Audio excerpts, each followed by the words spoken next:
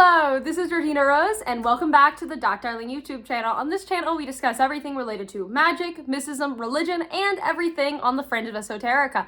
And in this video, I'm actually going to be doing a tips video. I've done videos where I've discussed like direct advice for ritual magic a few times, but this is a little bit new because I'm going to be giving like very specific, oddly specific practical tips. So these are not tips about like what path to take, how to begin. These are like logistical tips for when you're in ritual that I have been told or learned through my own trial and error over the years. These are like little things that will make a big difference when you are executing rituals. This can really apply cross-tradition, cross-path, and cross-culturally. Now, first, I do have an announcement. I am doing a partner trip with Trova Trip where a group of my subscribers can come with me to Egypt to see the pyramids and understand ancient mystery traditions. There are only 4 spots left. 4. I don't know why I held up 2 4s. There's only 4 spots left on the trip, so if you want to sign up, click the link in the description before they all run out. And without further ado, let's get into the video. So my first tip is that when you are doing something with a repetitive passage, that is long. I'm not talking about like a mantra, like a literal like paragraph or 2 paragraph or even longer section that has to be repeated numerous times. To take prayer beads, I'm wearing some, but instead of, holding them in your hands and kind of fidgeting with them like this, you know what I'm saying, like you would normally do, to lay them on a table or some sort of surface in front of you and I use a pen, you could use a bobby pin, any sort of like small stick-like instrument, and literally like have it laying down and put the pen like here through this section, and then when you finish the passage, do that, so that you're counting with the prayer beads like in that way, because I find when you're doing a long passage, this sort of fiddling thing doesn't really work, and it's really, really easy to lose count of what you're doing when it's so long, so that like if you do lose count, which often happens for me when I'm doing something with a long passage, you can just look down and count it like 1, 2, 3, and you can see where the pen is. So this is something that I really use. I pretty much came up with this. I'm sure someone else has thought of it before, but it's been really helpful with me, especially on some recent rituals. Like I recently had one where I had to repeat this probably about 2 paragraph long section 33 times, which, you're gonna lose count on that. So this is a really good way to just keep track of things when you're doing things in ritual. Now, my second tip is about translation. So often in ritual and in magic, we encounter things that are not in English. Very regularly, we say things in Latin, Greek, Hebrew, Arabic, all sorts of languages. And, most people do not speak all of these languages, especially older languages, and especially ones that are in alphabets that are not our own. And so we often kind of read things that we might not fully understand. And of course, you do not need to perfectly understand everything you're saying, but I do think it is good to translate anything that you are using so you can understand it on a deeper level, right? So that you're saying it, but you're also internalizing it and making note of it in your psyche. And often when you are reading books to learn about these things, you might encounter works that are not translated or not fully translated. And of course we could learn the language, which is probably the better way to do it. I'm currently trying to learn 2 different languages for mystical reasons, but of course we don't have the time to do that. And often even when you're learning, there's still things you don't get. So a way to translate these longer paragraphs instead of like typing everything out into an auto translator is in the Google Translate app. I'm sure other translate apps have it too. There's a thing where you can like take your phone camera and it'll like, you can lay the book in front of the camera and either take a picture and it translates the picture or just have it open. And if you have it open, you can actually like flip through it. It takes a second. You have to kind of tap at it a little bit to get it to line up quite right. It'll translate the page and it'll literally overlay it. Like put a text, like it'll block out it and put text over it. So you can literally read the book in English like a proper book instead of having to write everything or copy everything. It's a big time saver. And if it's like a specific passage you're doing like out of the PGM or something like that, like it can be a really good way to see things quickly. Now, my next tip relates to candles. In a lot of rituals, we use candles. I go through so many candles. And I go through all sorts of candles. I go through short ones, long ones, chime, pillar, 7-day, glass jar, all the types of candles. I think I've probably burnt down at least once. And this tip actually applies across all types of candles. After your candle has finished burning down at the end of your ritual or working, you can actually read the wax and then get more insight into what has happened by trying to understand the wax. This is a very intuitive thing. Look for shapes, look for things that call to you. Kind of like when you're scrying, right? You're not like, doing it like tarot where you see a specific card and then you know the meaning. Think of it like scrying and intuition. As well, if you are using a glass jar candle, you can do this with the burn marks on the inside of the jar. Because obviously, like if you burn down a 7-day candle, all the way through, you're gonna notice there are these like black spots on the inside of the jar, kind of like, they look like burnt, and they're kind of like soot and ash. And you can read those patterns and make sense of those patterns to get even more insight on the ritual. For a while, this was really, really popular on like the witchy side of social media. Kind of fell off, but I still think this is a valuable thing, especially if it's a ritual that was really important or had a specific sort of confounding and complex nature to it, to just get a little bit more insight. My next tip is about planetary hours. And that is basically, for those who do not know, there, of course, the days of the week are assigned to the planets. If you look at how these things are said in Spanish, it's very easy to see which one is which. Like, lunes means Monday, and lunes, luna, the moon, right? Martes means Tuesday, Mars, it's Mars, right? But this actually gets more specific. In fact, every single hour, though, the caveat is they are not like exactly 60-minute, 24-hour hours that we are used to. They're like a little off. Corresponds to different planets, and this goes through all the 7 planets multiple times a day. And with these planetary hours, it can be the ideal time to do a working, right? Like if you're trying to do a martial working, you would invoke Mars during the hours of Mars, and even ideally on a Mars day of the week or in a good Mars transit. You can go really, really specific with it. And this is a really great way to infuse that extra level of planetary magic into your timing. You can even use planetary hours outside of a magical like ritual sense and use it for planning, right? Like if you have some really important thing to, like a report to type up at work, maybe type the work report up during an hour of Mercury when you would have the best ability to connect to ideas like communication and artistry, which are obviously related to Mercury, right? And a way you can calculate these and save you so much time is not by doing it by hand, though of course you can do it by hand. It's very complicated and it's a lot of math, and I personally do not like math. You can just do it online. There are these online calculators that can do it for you, and there's actually an app called Time Nomad who are not sponsoring me, but should sponsor me. Please, Time Nomad. I would love to collaborate with you. Or you can put a planetary hour widget on like your iPhone. So if you look at the widget screen, you can see like the planetary hours without even having to like go into the app or type in the hour, which a lot of these websites you have to type in like the exact time you're looking for, and then it gives you the planetary hours of the day. With that, you can literally just check your phone and be like, oh, it's a Mars hour or it's a moon hour. It's very, very helpful and something that I rely on a lot. Now, my next tip is about a specific tool, the Athame. So the Athame is a knife dagger-like instrument that is used to represent fire in a lot of traditions. All sorts of different traditions have very different rules and regulations on what an Athame should look like or be. And in a lot of traditions, the Athame is not often used to literally cut things, right? Sometimes it is. There are some rituals where you do need a knife that is capable of cutting. But often those actually require it to be like a steel knife or a specific material. So of course, with that, you will need a specialty item or find something that looks like it. And my favorite place to shop for Athames is at antique stores. So if you need one that's a very specific material, these older items are much more likely to be the material that is required. But if you're using one that doesn't actually need to cut, it just needs to have a specific metal made out of it or just be the function of it, I really do like antiquing, specifically letter openers, because letter openers are not sharp, they're blunt. And the reason why you might want a blunt Athame is sometimes like in ritual, like you just don't want like a random sharp object sitting around that you could possibly cut yourself on, or if you're doing a ritual with a group, cut other people on it, because sometimes you'll need to like, you know, anoint yourself or maybe poke certain points in your body with the Athame. You don't want it to cut you.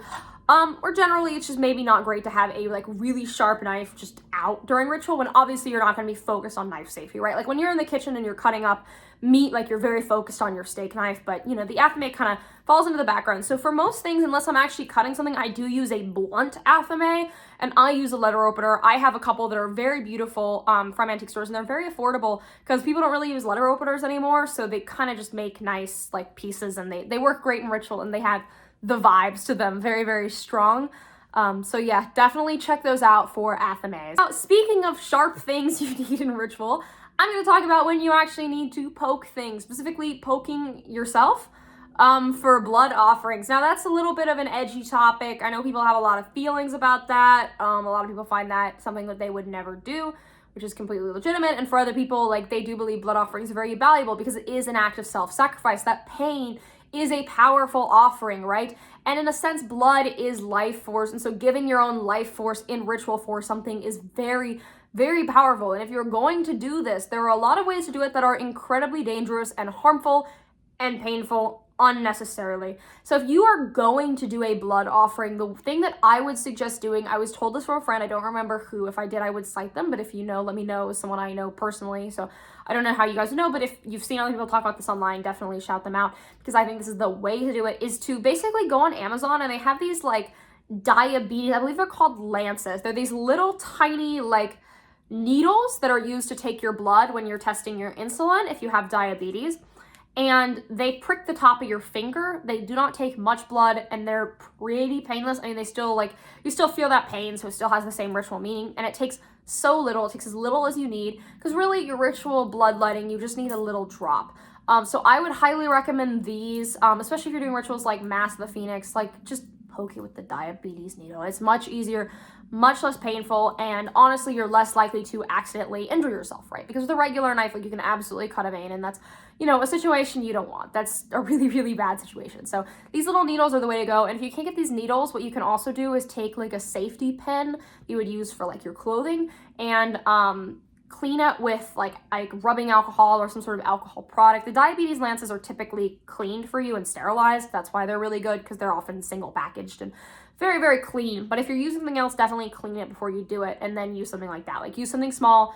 There's no need to be ridiculous about it. Even if it's not as aesthetic or as vibes or as edgelord based, whatever, it's definitely the way to go about it, I would say. My next tip is about circles. So if you do any sort of like grimoire stuff, you're gonna see in the grimoires these really elaborate circles that are drawn onto the floor, typically with chalk.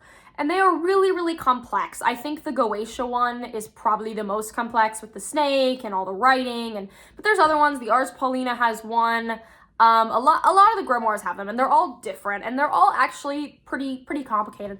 And now a lot of people do not have floors that you can really draw on with chalk effectively. Like, it just doesn't, like, if you have like a linoleum or like kind of a like wood with a like nice glossy thing over it, the chalk just doesn't really work. If you're in your garage, like, that's gonna work. But for most people, that just doesn't work with the type of flooring that is inside homes now. The first thing you could do is, if you have a floor that you know is safe to do this on, a lot of like kind of like linoleum, like I know people who are in college tell me they can do this on like dorm room floors sometimes, so you should definitely test this. You do not want to mess up your floor, is use an expo marker, like a dry erase marker, and then erase it. But if you don't want to do that and you want your circle to last and not have to do it every time, which is something that I do, I don't really love drawing the circle every single time. It's really, really time consuming. Often takes longer than the actual ritual if you want to make it look pretty, is to do one of two things. The first thing is draw it yourself on a big tapestry, like a big piece of cloth, like a tapestry cloth. Or one thing that I like to do is buy like the type of paper they sell at the craft store that's really big, that's used for like posters, right? It's like poster paper. It's the material of like a poster would hang on the wall. You can get that in really huge sizes, and you can literally draw it on with like a marker one time and be done with it. And then whenever you need to do the ritual, you can roll it out and just have it there. As well, there are people who sell circles, but those are often incredibly expensive because it's a lot of work. So a way to save yourself a little bit of money, and I was told this by a friend as well, is to take the image of the circle you want to use and then go on Redbubble's website and you upload it as a tapestry. And you can technically sell this or whatever. I mean, some people do like sell this, but you can literally just make it for yourself and like print it. I think it's about $30 to do it, and then you have like one print of like literally like a computer image of it, so it's gonna look really, really nice. It's on a tapestry cloth material, so you can like roll it up and keep it in your closet and have it to be used again and again and again, and it saves you a lot of money. If you want to be really fancy, you can sew them, but that is of course very time consuming, and much respect to people who do that. So now a lot of rituals require you to do cleansing baths with various herbs and plants as a sort of way to purify yourself before undergoing the really intense part of the ritual. And when you do this with like herbs that you have, your bathtub gets really messy. Like, if you take a giant bowl of herbs and you're in the bath, you heat it up, you say your little mantras and your prayers, you know, submerge yourself, all this stuff, right? When you drain the tub water out, you have like plant material on the like bottom of your tub basically, and cleaning it up, it doesn't take that long. It takes me, whenever I do, like 10 minutes. But if you don't want to deal with that, though I will say certain rituals require it to be like that, like require you to have a really high volume and it kind of be all over the tub and sort of touching you. But if it's one that doesn't specify that, you can do one of two things. If you want to use a little bit more plant material, you can get like a cheesecloth and put it all in the cheesecloth, and then just put the cheesecloth in the water so the herb enters the water and is with you, but it's not all over the tub and you need to be cleaned up. If you want to do a very little amount and you doesn't really say you need a lot, you can just put them in these, like, they're called reusable or disposable tea bags. They're basically teeny tiny empty little tea bags for people who make their own tea blends, and you can put it in one of these little tea bags and that work. You could really probably use any container that has this function, but you should not use a closed container like a Ziploc bag or something, because it does need to seep into the water, right? It needs to steep you like you are human tea, like you are a big soup. So it needs to have like holes in it like a cheesecloth or tea bag. My next tip is about regalia and robes, and I love regalia. I think ritual regalia is really, really cool. And actually, for a lot of rituals, you don't need to make and buy elaborate robes or really complicated stoles and all this stuff. Actually, a lot of these things you can make your own clothes work. In fact, and I believe it's either the Solomonic or Picatrix, one of these two. I think it's the Solomonic tradition. It says to dress like the spirit you are invoking. Like if you are, in the specific example it gives is the sun. You are invoking the sun rules kingship. So you would dress like a king and wear a little crown, right? And dress as regal as you could, right? That's why I wore the little fur collar. It feels very regal and king-like, you know what I mean? Like you're like on the throne, right? And so you can look at your closet and even use like old stuff that you had for costumes, or anything in your closet, and really embody the spirit, right? If you're invoking Mars, look for what's red in your closet. Look for what you wear to work out, or if you like do boxing or something, like dress like a fight. If you do boxing or something like that, like dress like you're about to go fight someone, right? Or if you're invoking Venus, to wear your most feminine clothing and wear pearls, because Venus is associated with pearls. Like you can really get creative with it, and in a way it can actually be more fun than robes. There are specific rituals, especially initiatory rituals and group rituals, that do require you to wear proper robes. But for a lot of things, that's not what you're supposed to do. You're supposed to embody the spirit or do something like wear a head covering, right? That you probably already have. Like if you have a winter scarf, if you're in a pinch, that winter scarf can become a headscarf that you wear in ritual, right? A lot of what you have can be used. You don't need to go out and buy tons and tons of stuff. And often the DIY stuff where you pull things out of your closet can look better than the robes, because I think a lot of like ceremonial magic robes are just kind of not cute. Like I think a lot of them are just not too flattering. So a lot of what you have can already work. And honestly, like even if you need a black robe, look, I'm not supposed to tell you this, but if you have a long black maxi dress that's not very fitted, if you're a woman, like that's kind of a black robe. It's good enough, you know what I mean? Last tip is a very just important thing that I think people don't know in general, and that would be that when you are giving offerings to gods, angels, spirits, etc., you can actually give whatever you want. You are not required to just give like traditional offerings, right? Like maybe you want to give honey, eggs, and wine, but there are other things you can give as offerings, specifically in like different Latin American traditions. People will give like cigarettes and cigars as offerings, or they'll give, rum as an offering. You could also, give like a bit of your food that you have cooked as an offering. But actually, not every offering even needs to be a physical item. Of course, I do think it's great to get creative, but sometimes, it might be worth it to give something that I would call a devotional act.